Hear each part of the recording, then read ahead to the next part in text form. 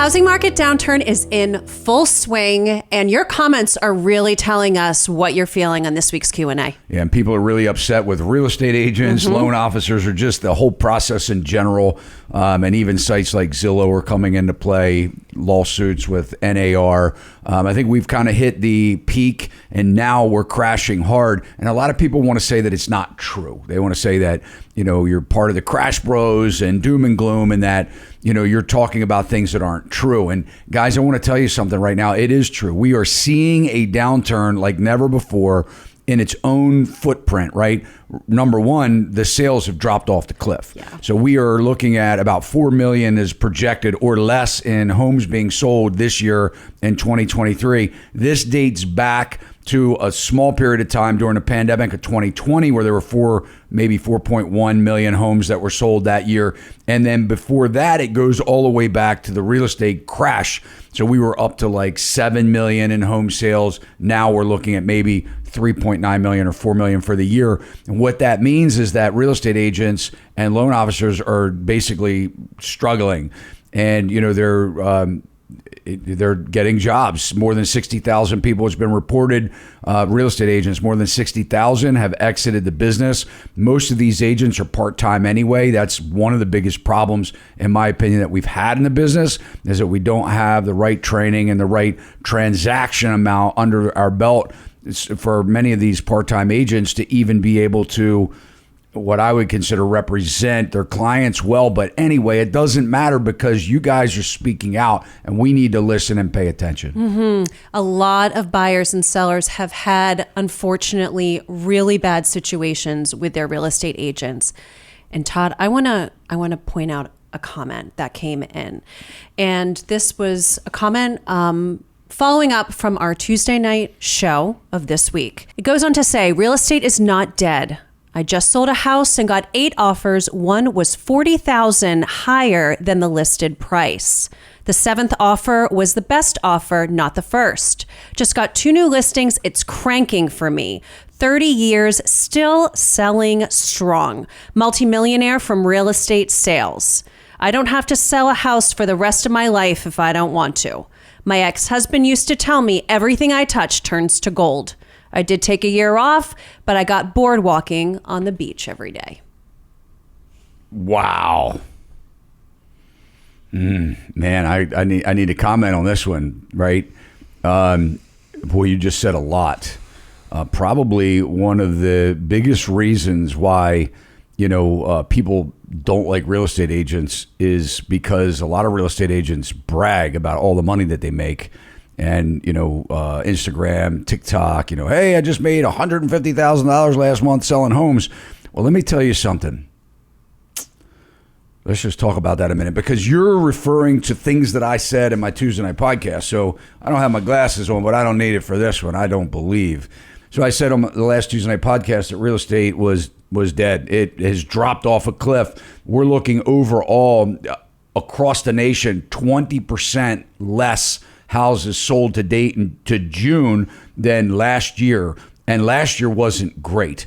Okay, so we're seeing a 20% reduction in home sales.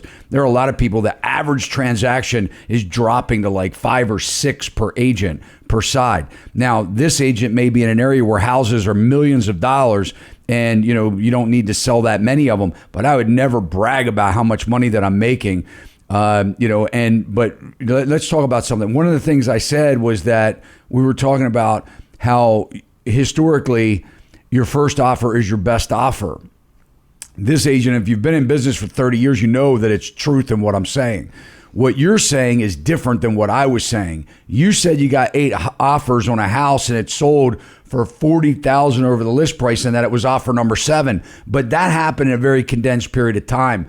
I'm not talking about that. What I'm talking about is a house that's been sitting on the market for 60 or 90 days that hasn't had an offer, and the first offer comes in. That typically is your best offer. You should try and make that work in a traditional real estate market.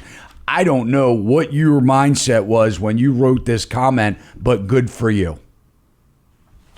Next. It's time for the next one. Another one that's a problem is lenders because lenders are giving the go-ahead and the banks are giving the yes to situations where people probably shouldn't be purchasing. Next question. I just got approved for a $420,000 mortgage that would put me at about $3,300 a month on an $80,000 salary.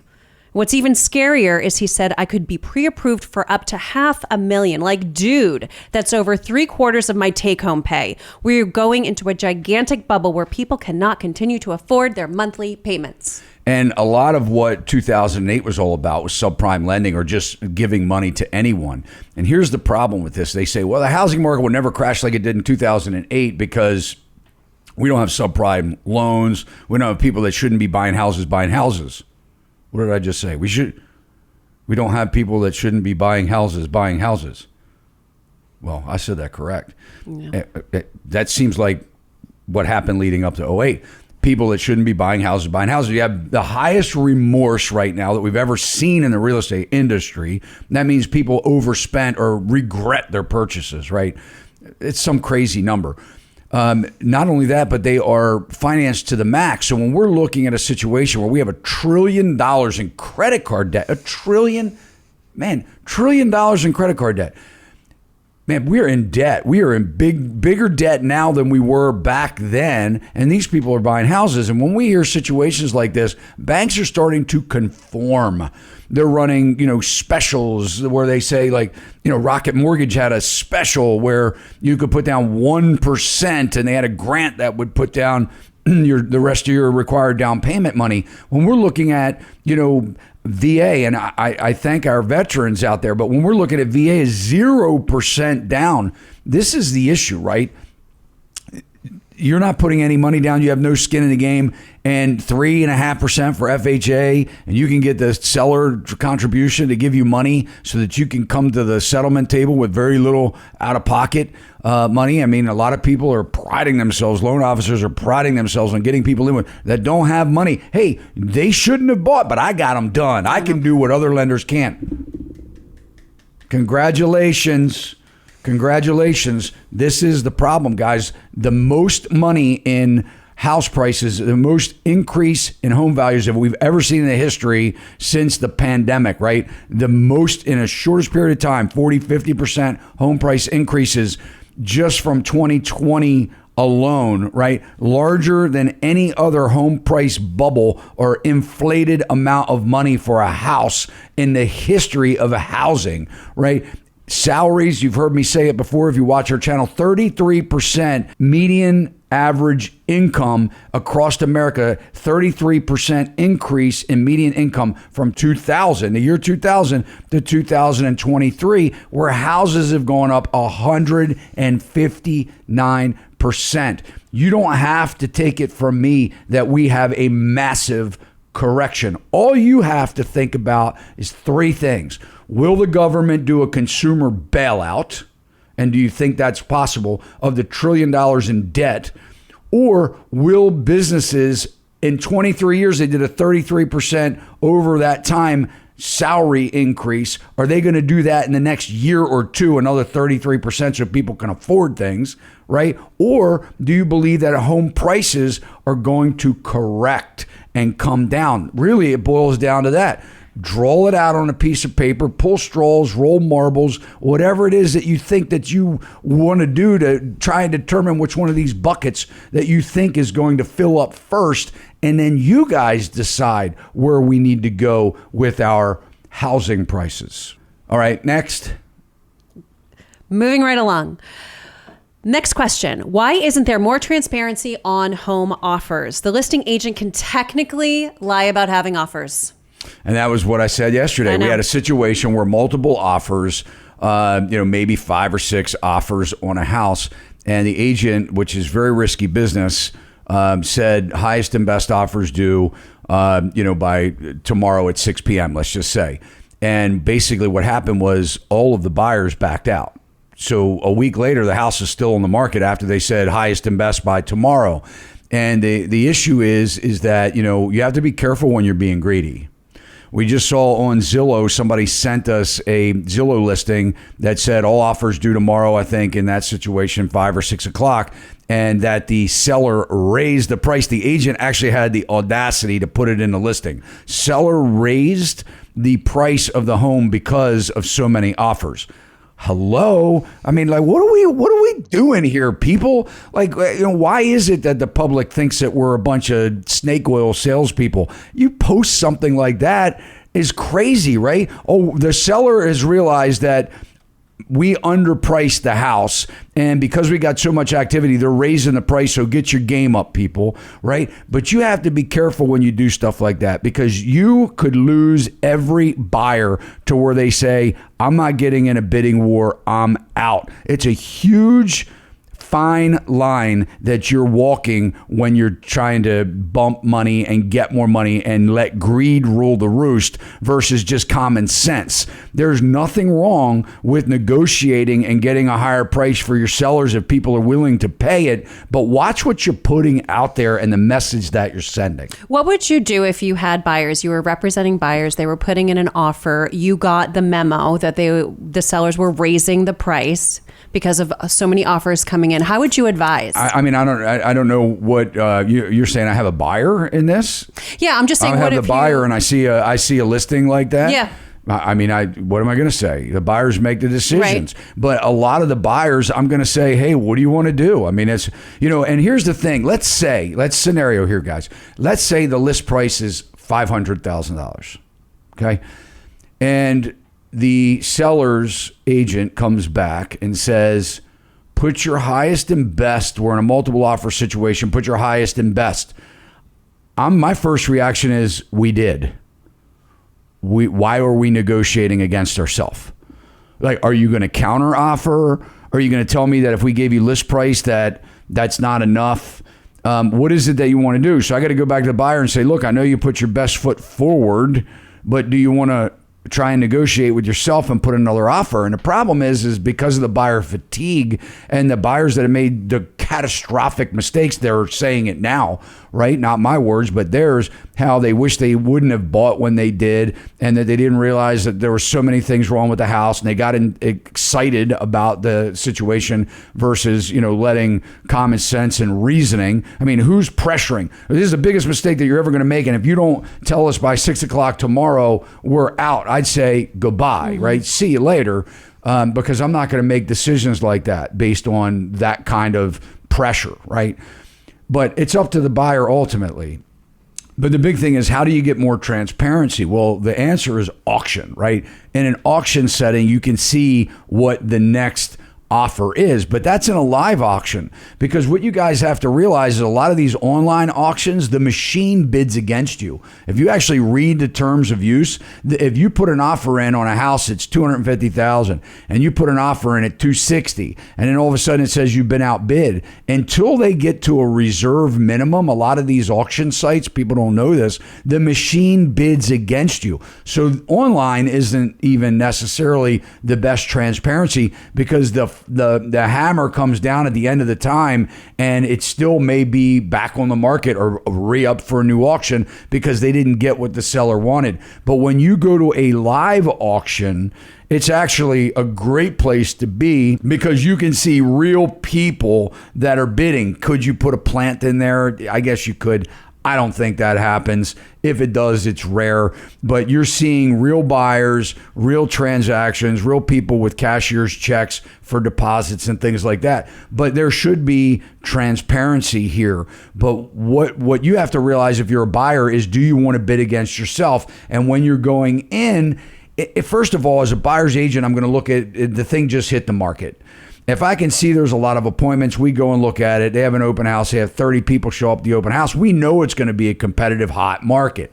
You have to decide as a buyer, do you want to jump into that pool, right? So, if the house has been on the market for 10 days, 14 days, you take a shot at them, and then the agent says, well, we haven't had any offers, but geez, guys, you just put your offer in, and mysteriously, we just got, coincidentally, whatever it is, we just got 4 offers.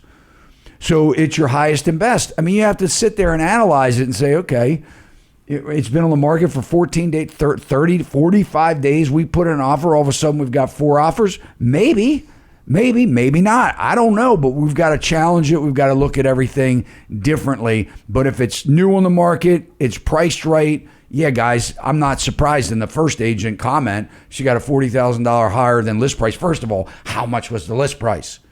Was it 1.6 million? 40,000 is nothing, right? I mean, there's not enough context to that comment other than, I mean, I used to write stuff like that when I wasn't thinking right. Maybe, like too much to drink or something. I'm not saying that, certainly, but it doesn't make guys, you can comment on that. But anyway, next. Yeah. Okay. So we had a question. We know that Zillow was a topic that we just talked about recently, and the NAR lawsuit, the class action lawsuits. So let's address this one. In your opinion, what role will Zillow have in the buying process if the lawsuits against NAR are successful? In the buying process, you mean Zillow buying houses? They shut that down. They already realized that they lost a lot of money doing that. It was the biggest loss that they've encountered. Zillow used to be very successful. Now they, in my opinion, maybe they're still successful in their own mind, but I think they're losing a lot of credibility for multiple reasons. Number one, they can't get much right, but their Zestimate broke. They admitted that. They overpriced houses. They admitted that because that's why they paid the money that they did, according to their own claim, as to why they lost so much money. But my question is, and somebody had commented, will there be any kind of class action lawsuit against Zillow? I don't know. Who knows? But when you think about how many buyers and sellers have relied on that Zestimate like it was the gospel truth, this is how much my house is worth, or we've got to offer more than this because Zillow says it's worth the list price. It's worth it. They haven't been inside the house, but they know it's worth it. And then people are like, oh, well, do we believe you, Todd, or do we believe Zillow, who has PhDs? Give me a freaking break. Why don't you do your own research and see how much money they lost? How many PhDs do you need that if you lose millions and millions and millions of dollars, unless it's other people's money, you're down the tubes, pal? So there was a question that came in about a situation about a distressed property. So I'm going to go ahead and read the specifics. Any advice on how to get a distressed property? There's a house I like that is being taken over by trees. The owner died in 2019, and my state's law is probate needs to be done within 3 years to find any heirs. I went to City Hall today, and they confirmed house hasn't paid taxes since 2021, but they won't tell me how to acquire it. It is not foreclosed, on auction, etc., just sitting there rotting. You'd think the city would want someone to pay up the taxes and take it over. Should I ask a real estate attorney? Yeah, so that would be a good place to start, a real estate attorney. How do you find a distressed property? Well, I think, and I just spoke about this, but somebody had mentioned that they got a 40% off price back in 2008 or 9 or something like that. And if you bought a house for 40% of what it was worth or 50% of what it was worth back in the major housing crash, it was probably because it was very distressed. Mm-hmm. So that's typically a cash buyer or somebody with some type of renovation loan if they can put it together. But usually when you start seeing houses that are deeply discounted like that, they are very distressed. But how do you buy a distressed home? One of the things that I've noticed driving around in the neighborhoods lately in my business travels is that there are a lot of houses that are more houses that are appearing to be vacant than we've seen in the last 10 or 15 years, where people are just simply, I believe, just moving out. They're dumping the houses. We're not hearing much about it because, the White House doesn't want to hear about foreclosures and things like that. It's not a very good thing. In fact, the programs are trying to prevent this at all costs. And, by recasting loans and mortgages of people that are in default. And this has been happening for several years. But I think that if you are driving around, if you're really committed to buying a house in a specific neighborhood, it doesn't hurt to drive around. And also, if you can get a real estate agent, if something looks like it is distressed or coming up for sale, an agent can do a search for you that is directly around that street or even on that street and set up a saved search for you so that if it does go on the market or anything happens with that, coming soon or something like that, you get an alert. They'll get an alert. You'll get an alert so that you know what's happening. But you can also send letters to the ownership. At least what's on the tax record. Hey, I noticed that the house seems vacant. The grass is 2 feet tall. I saw a notice on the door. I'm very interested in buying it. And it does take time. I know somebody that had an opportunity of buying. They ended up letting it go. That's a different story all in itself. They were too greedy on the buyer side. It was an investor. They had a situation where they hired a private investigator. It was a piece of property that was abandoned. The grass was tall. Come to find out, you could actually build up to 6 or 8 homes on the piece of property. And so they hired a private investigator, did their own, investigation to locate errors, and said it was actually going to a tax foreclosure, tax sale. So you can follow those too, where this attorney had bought it in tax sale, and it was almost at the point where the attorney was going to get it for the amount that they paid, with the liens, making the liens good and all that stuff. But it was like $120,000 on a property. It was clearly worth a lot more than that, maybe $400,000 or $500,000. Had a house on it. And basically what happened was the investor hired a private investigator. They found a relative that lived in California. This was a Maryland property. And they were very interested. And that relative had said, we lost this family member that passed had disconnected from family. And they went and actually pooled as a family. There was a couple siblings, pooled the money together and bought it back out of the tax sale, redeemed it for whatever the money was. And then they were going to sell it to this investor. And the investor found out, that he couldn't have as many houses as he wanted because of the cost or whatever. Didn't make sense. And he went back and negotiated. It was a foolish thing to do because he lost it and somebody else bought it like the next day. But you can find these deals. You can find these diamonds in the rough, but you have to be willing to do investigative work and spend some time doing it. Most people are lazy. So these, the ones that aren't lazy, that are pursuing properties, that are looking like they're in distressed state, following up with letters, following up with what they should be doing their own research, title abstract work, finding out what the deed says. A lot of this stuff you can do, and you can really find some good deals. But like I said, even the agents, they won't mess with it because it's too much work. So there you have it, guys. Those are our top questions and comments for this week. And guys, you see we've got a water bottle here. This is the box that comes in. I have this out because our store is actually launching within the week of seeing this video. And you can go on, you can buy some Sachs gear. Stay tuned to it because we're going to publish it in our show notes. But we've got some really cool gear. We're going to be adding to it, every week. And our new website also will be launching within the next 7 days. Yes. We're really excited about that. If you're looking for an agent, you're anywhere other than Maryland, we have an amazing broker network that's growing every day. You can click on the state, do a city drop down, and hopefully find somebody in your town. And if you don't see somebody that's in your town on our site, reach out to us because we're adding people. We're a real estate company, not a web development company. So it's just taking time to get the profiles filled out because these agents that are on our site, they've got some work to do too. They can post a video of themselves if they wish and upload photos and things like that. But these are agents that we've said that are worthy of being in our network, so you can trust that they're good, high reviews. They align with how we do business. They align with a lot of what we believe in, and a lot of way that we serve. Nobody agrees perfectly with each other, but these are what we feel is good eggs in the business. So anyway, guys, thanks so much. If you haven't subscribed, please consider doing so now. Smash that alert bell. You'll know every time we upload content just like this. And I want to tell you, don't go away yet, because if you drop a comment on any of our videos, guys, your question or comment may just be featured on a video just like this. We'll see you next time. See you next time.